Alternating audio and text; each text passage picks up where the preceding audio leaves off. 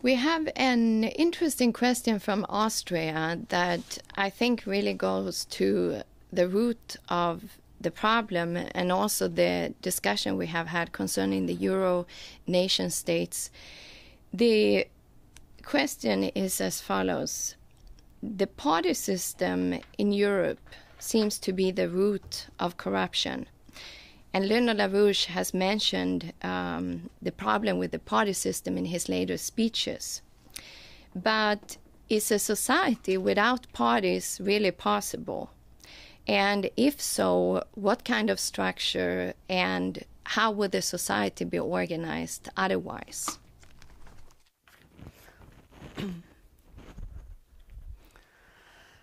Well, I think the European parliamentarian system of parties is really not functioning because, I mean, for example, I describe it in the case of Germany, which I'm most familiar with. The parties which are in the parliament have something which is called faction discipline. So when the individual parliamentarians have to vote, they cannot fulfill the basic law, which according to Article 38 says that the parliamentarian is only accountable to his own conscience. The party rule or the party system, the faction discipline, means that this parliamentarian has to vote in such a way that this discipline is being fulfilled. And in many discussions I had over the last years, you find a parliamentarian who is a decent human being, who has good principles, but then comes the point where in the discussion he says, oh yeah, I would really like to be for the common good, but not to the point where it ruins my career. If I do what you are proposing, then I will not be nominated for my election district the next time around. And therefore, I can talk in private about this, but I cannot act on it.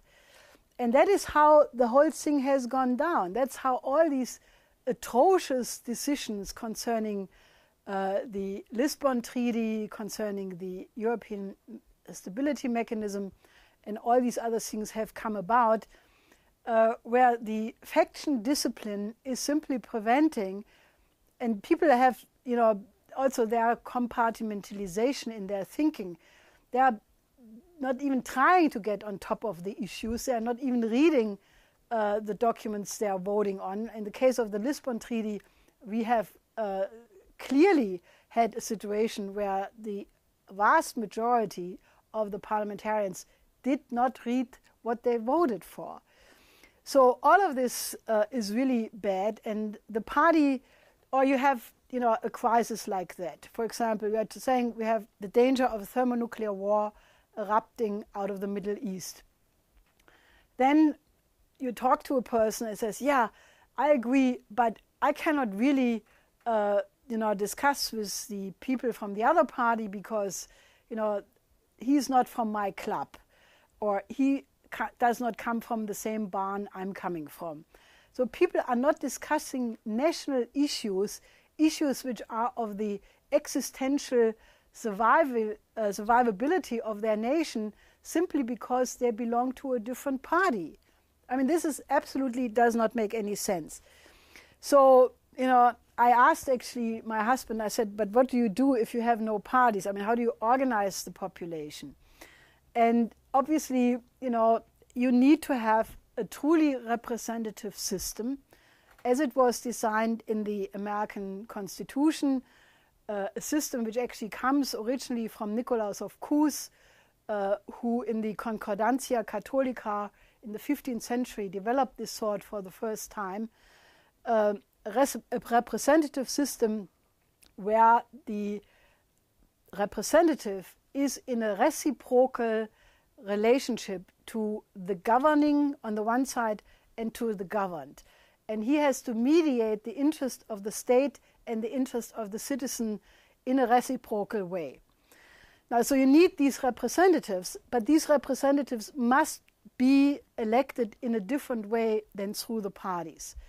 And the way you do that is you have a mission orientation.